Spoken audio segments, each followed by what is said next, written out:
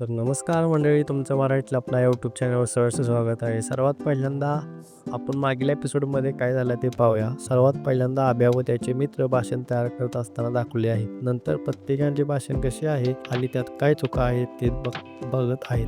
अभिजितने current situation देशामधील काय ती व्यक्त केलेली दाखवली आहे. नंतर तेथे पल्लवी आणि आपली लाडकी रेश्मा तेथे येते. आल्यानंतर पल्लवी तिची वही आभ्याकडे देते.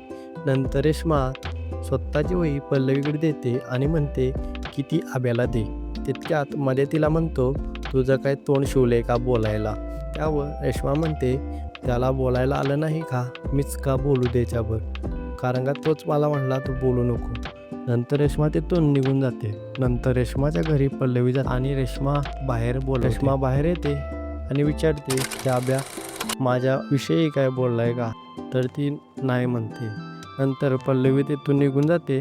रेश्मा वाचते, तिला एक चिठ्ठी मिळते. त्यानंतर त्या चिठ्ठीत असं लिहिलेलं की रेश्मा मला माफ कर. नंतर दुसरीकडे दादा काम शोधत निघालेला असतो. तितक्यात आभ्या म्हणतो की भाषण तयार केलेलं आहे ते बघ. नंतर दादा नाही म्हणतो. नंतर आभ्याला दीपी म्हणते, भाऊजी मला भाषण वाचून दाखव. त्यावर आभ्या भाषण वाचून दाखव. शाळेत प्रजासत्ताक दिवस साजरा करायचं चालू असते. नंतर दादा जॉब हुडकत असतो. नंतर त्याला काही जॉब मिळत नाही. शाळेत भाषणाला सुरुवात होते. भाषण सांगून होते. त्यामध्ये आभ्याला पहिला नंबर आणि रेश्माचा दुसरा नंबर आलेला असतो. नंतर दुसरीकडे दादा जॉब द्यायला गेलेला असतो.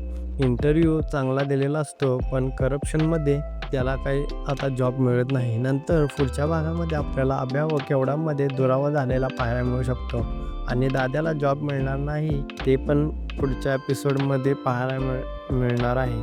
आणि तुम्हाला असे वाटत असेल की रेश्मा आणि अभिजित एकत्र यावे तर कमेंटमध्ये ब्लॅक हार्ट टाका. आणि व्हिडिओ आवडला असेल तर व्हिडिओला लाईक करा आणि चॅनलला सबस्क्राईब करायला विसरू नका. धन्यवाद.